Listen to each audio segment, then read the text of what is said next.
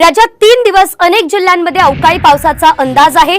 आज मध्य महाराष्ट्रात काही ठिकाणी गारपिटीची शक्यता आहे, तर आजपासून 13 मे पर्यंत सलग अवकाळीच्या सरी बरसण्याची शक्यता आहे। यात प्रामुख्याने कोल्हापूर, सातारा, पुणे आणि नाशिक या जिल्ह्यांमध्ये गारपिटीचा अंदाज आहे। तर राज्यात आता अवकाळीचा अलर्ट देण्यात आलेला आहे। तर यात पुणे आणि नाशिकचा देखील समावेश आहे। पुण्यात देखील काल सुद्धा अवकाळी पावसाची हजेरी लागलेली होती। नाशिकमध्ये देखील गेल्या 2 दिवसांपासून पावसाने हजेरी लावली आहे, मात्र अद्यापही अवकाळी बरसण्याची शक्यता आहे।